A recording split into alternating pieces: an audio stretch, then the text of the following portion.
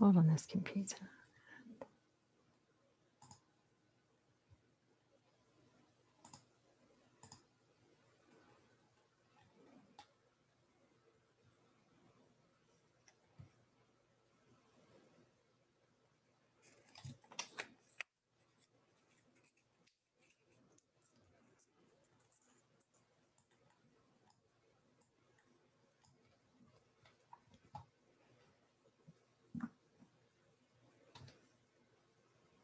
Hello, everybody. Welcome to today's One for All. We'll be starting shortly. We're just getting everybody in from the waiting room.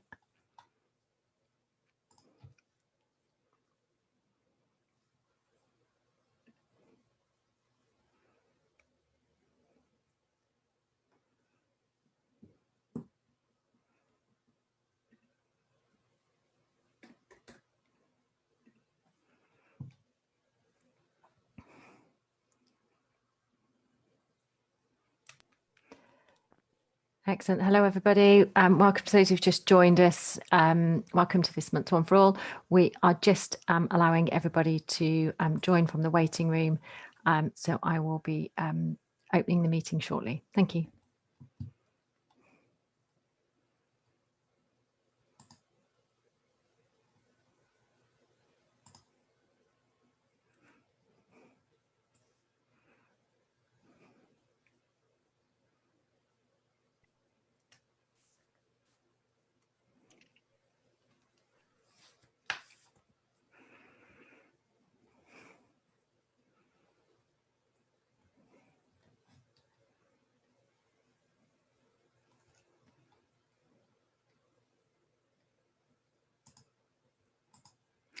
So hello, everybody, and welcome to May's One for All. For those of you who don't know me, my name's Hayley Monks. I am one of the founders of the Women's Utility Network and a managing director at Think, Inspire, Create. Welcome to today's One for All. You will have noticed that as you've joined, you've automatically come on mute. Please, can you stay on mute while the presenters are talking? It really helps with the background noise, but obviously do feel free to unmute and ask questions when we get to the Q&A, or if a question comes to mind whilst our speakers are talking, if you want to add it into the chat, we will pick up questions from the chat. I'm going to hand over to Sharon Sage, who's one of our Women's Utility Network advocates, to set the scene for today's event. Sharon, over to you. Hello, everybody. Thank you very much, Hayley. Just before I do introduce Annette to you, actually, I would just like to remind you all to have a look at our podcasts. We've recorded 3 now, so whether you have an Android or an Apple device, all you need to do is search WUN, so W-U-N. You should see the little turquoise logo there. It will come up. Our last 3 podcasts are on there to listen to, and please make sure that you subscribe. And I've got a little note here about what the next one is, and that's about routes into industry. So and that's with Louise Parry, who's the Director of People and Organisational Development at Energy and Utility Skills. So that does pose to be quite an interesting topic. So please make sure that you do that, and please subscribe. And again, we welcome your feedback on those as well. Now, I'm really, really pleased to welcome Annette Morris today. Now, I had the absolute pleasure of listening to one of Louise's talks when Louise worked at EDF, so that's who I work for. So I think Annette has had over 36 years in the sort of nuclear industry, but it goes a lot further than that, and I'll let Annette sort of fill you in on everything. Now, as Hayley said, we will welcome questions at the end, because I know from the EDF talk that you did, there's always going to be plenty of questions. But if any questions sort of do come into your head as Annette's going through this talk, please just pop them in the chat, and then what we do is I can field them at the end, and we'll see how we go. But I'll hand it over to you, Annette, and thank you very much. Okay, thank you very much, Sharon and Hayley. I take it everyone can hear me? Yes, thank you. Okay, and can I move slides?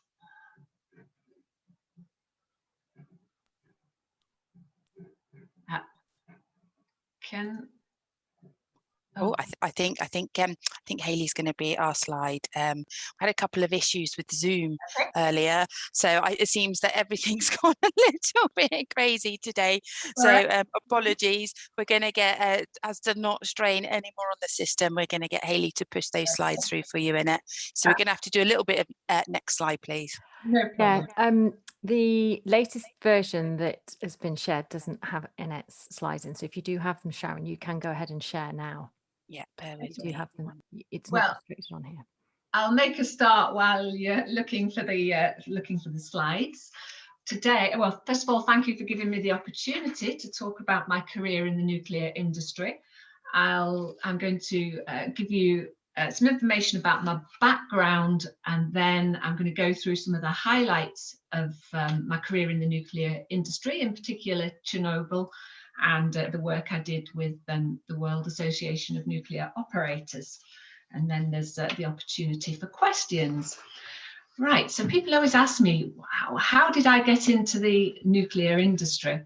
Well, I was born in Whitehaven, 1962, a few miles up from Sellafield. I knew quite a bit about Sellafield at the time.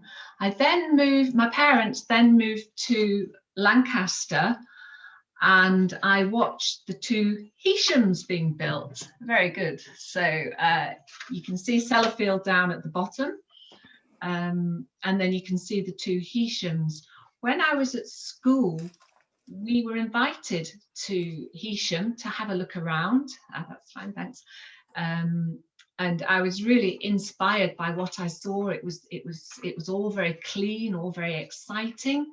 My relatives were from the mills and had worked in the mills in Blackburn, some of them in coal mines. So I knew that the coal mines was very dirty, and it caused a lot of illnesses. So nuclear to me was very clean, even despite the accident that happened at Pile 1 at Windscale in 1957. I knew that there was nature reserves around Sellafield or Windscale at the time, so I was inspired at a very early age. Next slide, please. So the next slide shows where I started. After my degree in pure physics, I started working at Aldermaston Atomic Weapons, who sponsored me to do an MSc in radiation protection, and I worked in operational health physics for 12 years. I then decided to move more into the commercial world, UKAEA. I based myself at Windscale, and there's 5 of us managing the health physics contracts, because UKAEA they did the research on all the old reactors. They divested a lot of their services. So I was there to with a few others to manage the health physics contracts. So that was great. It took me up to Dounreay, right up in the north of Scotland. Thoroughly enjoyed it up there, and also down to Winfrith, down on the south coast. As I said, I based myself at Windscale, the centre of the country. In 2000, I moved to, it was BNFL at the time, as an internal regulator. So like the external regulator, but I worked in a team of internal regulators. I covered the decommissioning sites. Magnox was a member of BNFL at the time. So that was really interesting, seeing how Magnox had closed its reactors and how it was managing decommissioning and the problems it was having dealing with the decommissioning after operations. I then moved to, well, BNFL changed its name. I joined the European business side of project services, and that's when I went over to Eastern Europe to work at Chernobyl and elsewhere, which I'll move on to. And then, yeah, just to finish it off, I joined EDF-Energy in 2010, and I retired or left EDF in March, a couple of months ago. So the next slide. Yep, the next slide shows some of the work I did in Central and Eastern Europe. I retrained as a project manager, and then I used my experience from working at the UKAEA decommissioning sites as well as the Magnox decommissioning sites, which allowed me to work on several projects in Europe. Now, the Department of Trade and Industry, now called BEAR, had a sum of money to help power plants transition from operations to decommissioning. And the idea was to ensure that it was a safe transition and to provide help and to use some of the background we've got in the UK to help them. So the projects that I managed, Bulgaria and Slovakia were the main ones, change management projects. So I helped them with their managing motivation through the change. So we did lots of psychometrics and like the HSE climate tool. So we could see how people were feeling through the change. Because it's important that people didn't take their eye off the ball. Nuclear safety is very, very important through change. So people have to be in the right frame of mind to keep the plant safe. I also helped with the management system. And we also looked at what skills were required as you move through decommissioning. So I worked in those countries for 3 years. I tended to do 1 week per 6 weeks in normally 3 countries at any one time for 3 years, and so Chernobyl was in there as well. I also did a bit of human performance training, and it was really interesting seeing the different cultures. So in Russia, the Leningrad nuclear power plant, very hierarchical, so only the senior managers would talk. Whereas Kozloduy, Bulgaria, very much like the Spanish and the Italians, and everyone would talk, and it was all lots of hands. It was quite interesting. And then I was involved at Chernobyl. So the next slide. Thank you. Very good. I'm just going to give you a history of Chernobyl so you can see where my project fits in. So Chernobyl actually has 4 reactors, and the pictures at the top, you can actually see them all. So they were commissioned in 1977. The accident happened in 1986. So in Unit 4, which is on the left-hand side of that picture. And then my project took place between 2002 and 2005, so quite a while ago. Units 1, 2 and 3 were kept operational till nearly 2000. So when my project started, the reactors were still fueled. That's reactors 1, 2 and 3, not 4. As I said before, I tended to go out to Ukraine 1 week in every 6 weeks, and I had a team of safety case experts. So you can see the picture with Taras on the right. He was Russian, worked for British Nuclear Group Project Services like myself. Will Molyneux on the left. He'd done the safety cases for Pile 1 at Windscale, also Calder Hall. So he really is an expert on reactors that have had problems and graphite moderated reactors. Now, carrying on the history of Chernobyl, the decommissioning phase is ongoing at the moment, but the picture at the bottom shows the shelter.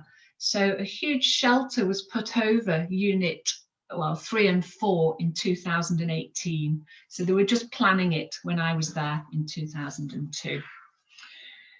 So the next slide shows what it was like. We were doing the overarching decommissioning safety case. So we were looking at the radioactive inventory in Unit 1 and Unit 2, so the 2 reactors that weren't damaged in the accident. And we look at fault scenarios. What happens if an aeroplane crashes on them? Is the chance of a tsunami? So it's fairly standard what you do for this safety case, all documented in IAEA documentation. So here we are in Unit 1 and 2 control room. There's still fuel in the reactors. Yeah, the dials showing the status of the fuel is above our heads on the left, and we're actually on the pile cap on the picture on the right. So there's fuel below us and it's shielded with lead. So next slide, please. I'll just tell you a bit about the logistics of what we did. So we'd arrive in Kiev every few weeks, beautiful city. We'd then have a private car that would take us up to Slavutic. Slavutic is the village or town that was built after the accident to house all the people that were displaced from Pripyat. It's just on the outside of the exclusion area. There's still an exclusion area 30 kilometers around Chernobyl in Belarus and Ukraine. It's one of Europe's best nature reserves now. There's lots of interesting animals there, lynx, European bison, sea eagles. So it's, yeah, as I say, a very good nature reserve. Pripyat on the left, I took those pictures and it really was that grey. It was a November day, it was snowing, it was a very sad place. Tens of thousands of people were evacuated from Pripyat after the accident because of the radiation risk, and they were moved to various places. Well, it was Russia at the time, around Russia, and then 2 years later Slavutic was built and we came back. So that's a bit of logistics. Oh, next slide. Now this slide is interesting. It's a very sad slide. The night of the accident in 1986, 26th of April, 2 people died. One was never found, and I actually visited his memorial in Unit 3. 30 other people died of acute radiation sickness within a few months of the accident, and there's this memorial in Slavutic to them, and you can read there, it says, "From the ashes of the old, we will build a new world." Chernobyl, the accident at Chernobyl affected the image of nuclear power right across the world. So as a result of that, the world wanted to make some improvements and help. So that's all I'm going to say on Chernobyl. I'm going to move on to the World Association of Nuclear Operators. So after I was at British Nuclear Group, I moved to EDF-Energy up at Hunterston. I had a few years there, and then EDF seconded me to the World Association of Nuclear Operators.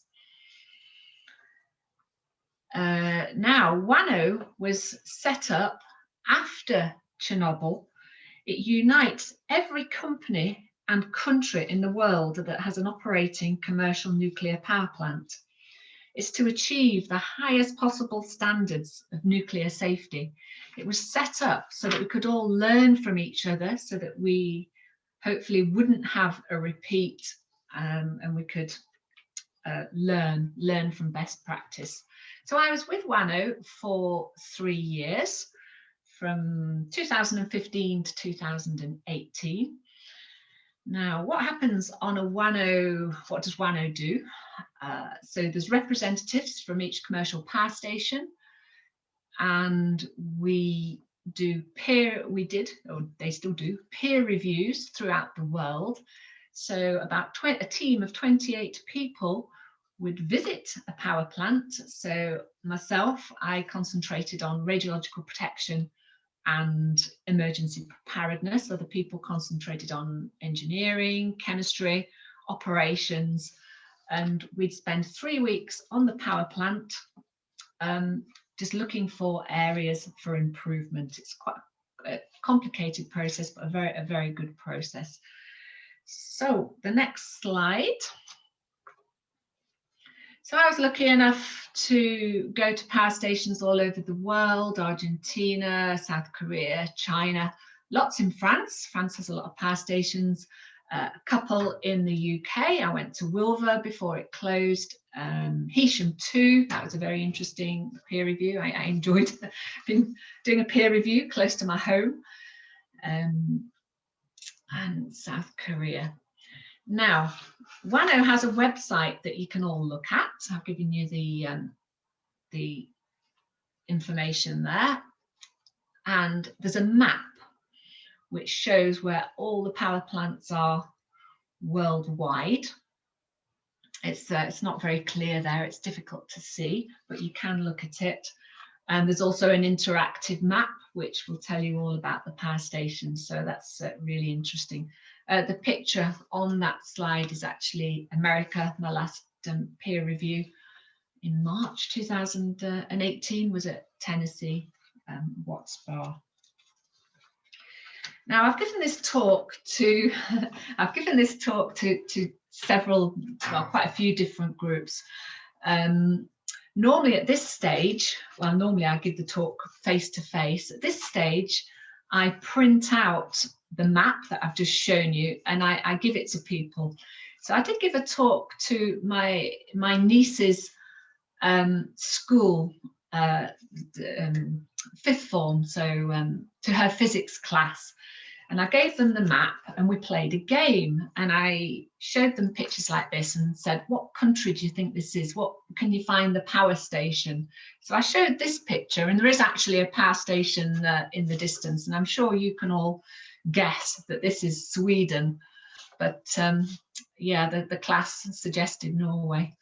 And the picture of ABBA, it's actually my face in the middle of there, but nobody noticed that. So that was a bit of fun and a bit of interaction to get the school children to think about things. And then the next one, next slide. I'm sure you can all guess where this is as well. This is a peer review I did at China. And then I think I've galloped through this quite quickly. Okay, next slide. All right, so I've told you about where it all started. So the picture up in the top left is Sellafield. I took that picture myself not long ago. And I told you that I was inspired by what I saw. There was nature reserves all around Sellafield, and I was really interested in the natterjack toads, the rare butterflies all around this area. So that inspired me to, that and Heysham inspired me to go into the nuclear industry. And then the work I did with Magnox and UKAEA gave me enough background to work in Eastern Europe, including at Chernobyl. And then Chernobyl, the learning from Chernobyl, WANO was set up. Again, I was lucky enough to work at WANO. Yeah, the picture down on the left, that's just to remind you, that's quite close to Sellafield, just to remind you that nuclear energy, nuclear establishments are very clean places, and there are nature reserves all around them. And then the last place I worked down at the bottom is Hunterston, absolutely beautiful place. I'd cycle to work, I'd see otters, I'd see porpoises. There's a dolphin called, yeah, well, Clyde or Kylie, depending whether you think it's a male or a female. It's actually a male, but it was initially called Kylie, just off Heysham, sorry, just off Hunterston. So I've been very lucky to work in all these places. And thank you very much for allowing me to give you a quick overview of my career. So we have. Before we move on to questions, because I know this is obviously Women's Utility Network, so I get the utility bit, but I think you're selling yourself a bit short because there's lots of other stuff you've done outside of this career, such as an Olympian. Is that right? Not an Olympian. Okay, go on, but thank you, but no. And what you're doing next, I think that would be quite good as well if you could tell us. Yeah, fab. Yes, I was very much into my sport initially. Fell walking, then I got into mountaineering, high altitude mountaineering. So I've knocked off quite a few of the world's biggest mountains, Aconcagua, Cotopaxi. And then I moved on to triathlon. And yes, I raced elite in Ironman triathlon, but they didn't have Ironman in the Olympics. So I wasn't an Olympian, but I would have been if they had had the Ironman in the Olympics. So I think my background in mountaineering and elite as an elite athlete has helped me. What I've learned from that is that planning and preparation are key. So as an individual, plan what you're going to do, prepare. I couldn't do an Ironman unless I'd really prepared for it and planned how I did my training.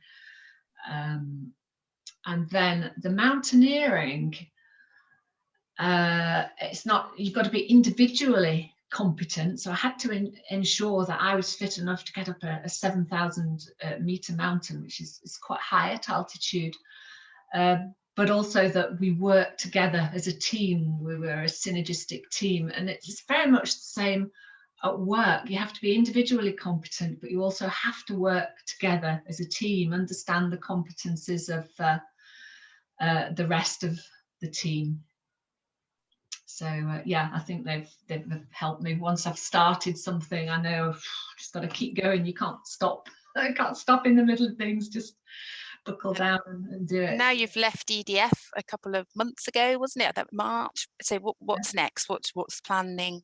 What's the next plans for you? I'd like to help with STEM. Okay. So I was a STEM ambassador, but I haven't yet done the induction course. So I need to do the induction course for women in nuclear, and see how I can help, whether these talks inspire people. Certainly when I gave this talk to my niece's school, I had lots of questions. Oh, can chemists do it? And I think a lot of the girls didn't realise that the nuclear industry has other things to offer, like health physics, environmental protection, chemical engineering. I think a lot of people think working in a nuclear power station is all about doing reactivity or being an engineer working on the plant and in the turbine hall. But there's a lot more to it than that. And when I give this talk, people are always surprised that there's other things they can do, including helping with the environment. Oh, and I've just moved from Scotland back to Cumbria, so I'm back home now. And I've volunteered to help with the area of outstanding natural beauty, the Arnside and Silverdale. So I can go back to my childhood. Well, it's always been my passion as conservation, so I can help with the nature conservation in this very beautiful area. Thank you. I think what we'll do now, we've got some, so we can open it up. So either you can unmute and ask a question, or feel free to ask a question in the chat here. And I see that Julie's posed a question of what's been the biggest challenge. Okay, Julie, the biggest challenge. Yeah, I'll go back to my work as a project manager, the commercial side of it. I had to learn a lot about contract management and managing a budget, having deliverables. I said the DTI were financing the project. We didn't get paid unless we met our deliverables, and I couldn't pay the subcontractors unless we'd met our deliverables. So writing the contract, getting it just right, getting the technical specification right, and also getting the commercial side of it right. So that was quite difficult at the time because I felt I was under a lot of pressure to do it right. But we did very well. All my projects were to time and cost as planned. So it's just been very careful. I'm trying to think what other challenges. We've got another one here. Now, I'm not surprised that this one would have come up, because I think it's come up before, Annette. So did you ever feel in the minority? Because obviously, I know still see nuclear as quite a male-orientated industry. You know, did you feel that? Is it getting any better?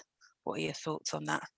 Well, as a female, I've always been in the minority. Likewise with my mountaineering, I could be off on an expedition for a few weeks and I'd be the only female. So I've kind of got used to being the only female in groups. But it didn't worry me too much. I just get on with what I have to do and don't worry about it. You ask if it's getting any better. Yes, there are more females coming through. Certainly at the power stations, we see a lot more ladies coming into the apprenticeship scheme. There's always been quite a few ladies in radiological protection. For some reason, that attracts quite a few females. How do you think that we can, because I've got a 15-year-old daughter, so again, I think it's like you sort of said, it's that STEM, keep banging on to her, even, you know, doing, I'm probably quite biased, obviously, who I work for and the kind of industry I work in, but I just don't know how we can sort of get through to the girls about taking those kind of subjects, which are probably still perceived as, you know, not naturally one for girls. So that I think it's getting them, isn't it, at the bottom, like you say, that root cause, and getting them early and almost making it, you know, seem not glamorous at all, but a bit more attractive, I guess. Mm. As I said at the start, having that school visit to Heysham when I was very young, and then later when I was in the Young Farmers and various things, we had visits to Heysham, and I went to Sellafield Visitors Centre. So I think the visitors centres and the visits to the plants are very important as well. I know EDF are planning on restarting their visits. Yes, it's a shame the Sellafield Visitors Centre was closed down. Yeah, I've done the visit to Hinkley Point, actually. Took some customers there, and they were like a bunch of school kids, because you go on a bus and it's just the sheer scale and size of these projects, and you've got roads, you know, different colour roads, so some are for the really heavy machinery.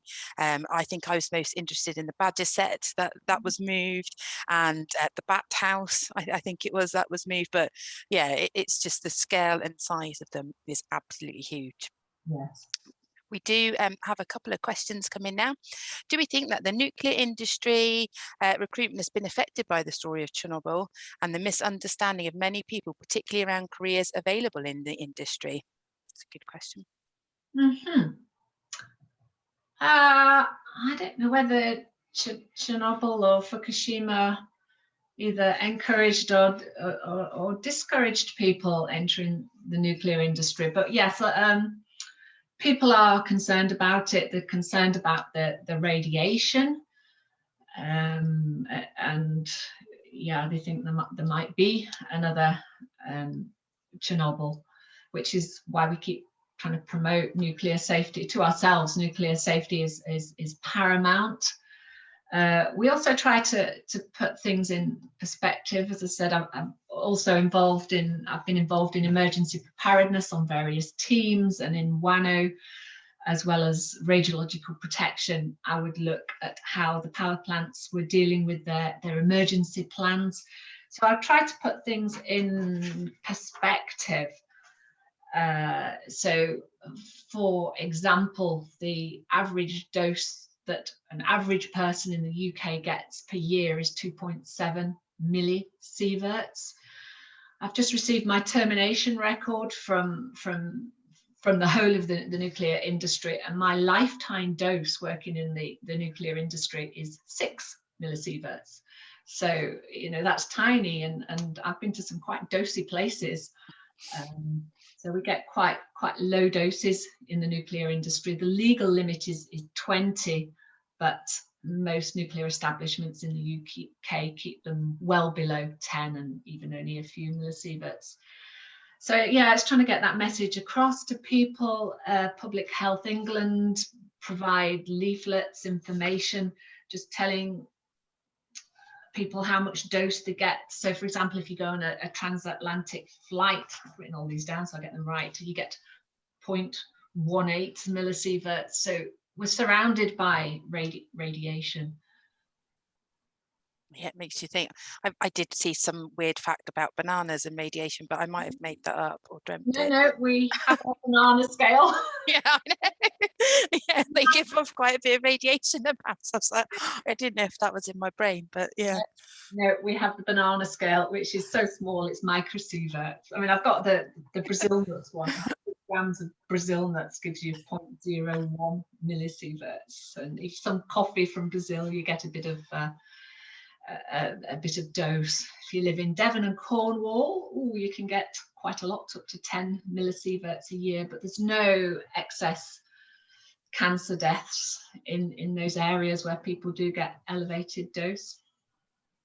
That'd be me. Got another couple of questions here. Do you think it's down to companies to encourage STEM ambassadors or to be driven by individuals? That's a quite good question too. I think the companies should encourage and support it, and I should think most of our companies actually do that. But also in individuals as well. But yeah, I think our companies should promote and help. Another question here would be around the openness of the industry and visibility of the industry. For instance, commercial routes into power and gas is relatively easy. Yeah, that's quite a good question, because I guess, I don't know, nuclear has been a little bit, working for EDF, I'll be totally open and honest, it's only really this year, sort of end of last year, and Annette, you'll probably agree that we went out sort of guns blazing saying that, yes, we are a nuclear company, and we actually mentioned it on some of our adverts because we have kept it, we haven't really sort of shouted about it. So do you think that we do need to be a little bit more open about the nuclear industry is shrouded in maybe a little bit of sort of, smoke and mirrors? I suppose I've been in the middle of it. I've always thought we were quite open. Yeah. Yeah, there's a lot of information out there about the nuclear industry. All the discharges, they can all be found on the internet. Nuclear industry is very well regulated. There's used to be, I can't remember what they're called now, local liaison committees, so people can go to meetings and ask any questions. So I was under the impression the nuclear industry was quite open. Do we have any other questions? Feel free to, if you want to unmute or ask. If not, I will pass back to Hayley.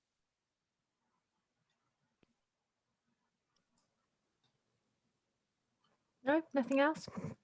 Not at the moment, no. Okay, so I believe we're going to go to a short breakout session now, giving you opportunity to chat with each other about the subject, or maybe even just connect with somebody you've not met before as well. Part of the aim of the Women's Utility Network is to give people an opportunity to connect with one another and meet new people. So I'm just going to randomize the breakout rooms just for 10 minutes, 10, 15 minutes, so you can have a chat.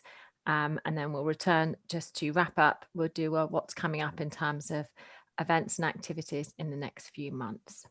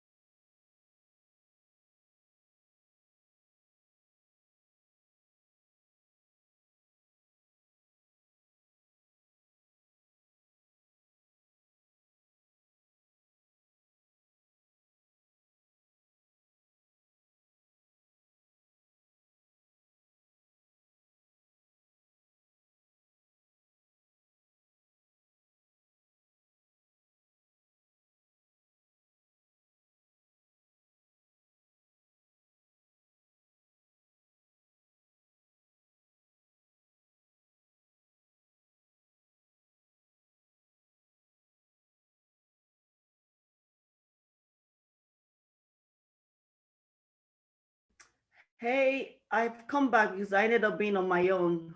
Oh no, let me let me Otherwise, I can stay here and chat with you. well, you're very welcome to stay here and chat with me if you want to, or I can put you into another room. It's entirely up to you. All right, let's try again, and then if there's nobody there, I'll come back again. Okay, I will Thank see you. what I can do. To try that one. Okay.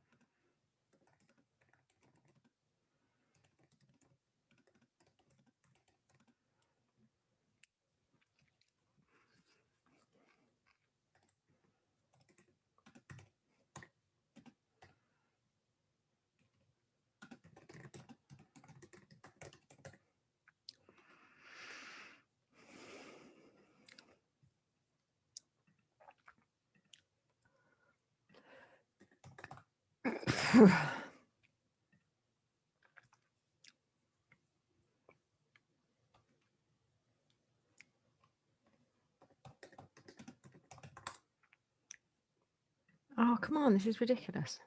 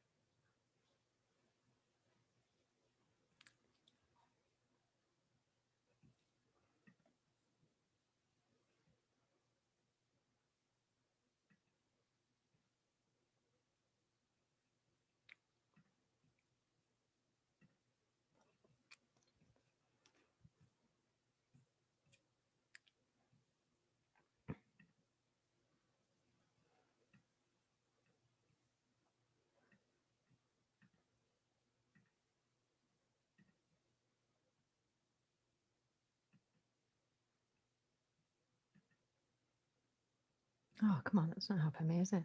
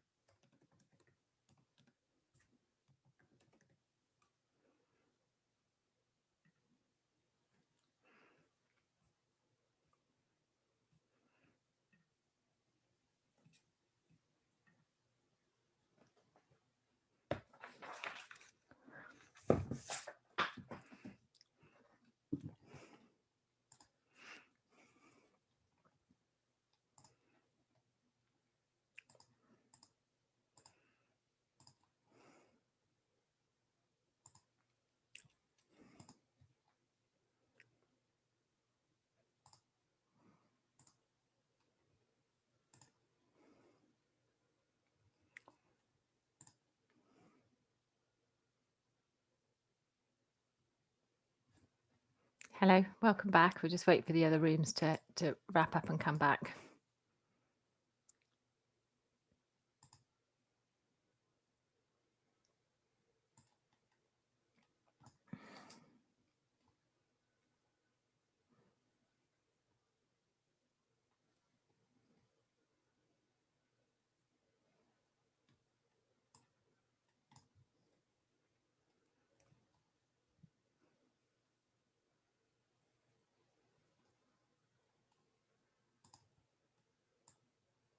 Excellent. That's everybody back. I hope you enjoyed that opportunity to have a chat. So I was getting to meet a new face, isn't it? Have a new conversation. So just to wrap up today's event in terms of what's coming up, on the our next One for All is on the 16th of June, and we're going to be looking at the future of work and the future of workplace and utilities. We will have with us both Geraldine Buckland, who's Chief People Officer at Alexon, and Angela Booth, who's Transformation Manager and Chair of the Thames Water Women's Network. In July, we're going to go back and talk about net zero, but actually this time we're going to do it from a water perspective. So we've done it from energy previously, but now we're going to look at what the water companies are doing.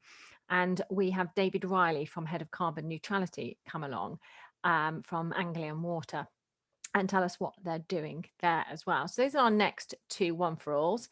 We've got the dates there, 16th of June, 14th of July, same time. It's a Wednesday and it's 1 p.m. As Sharon said at the start there, about looking at our podcasts and things like that. So go and have a look at the website where you can get everything now from our super new Wizzy website. It's a lot more easy to navigate your way around with new functionality.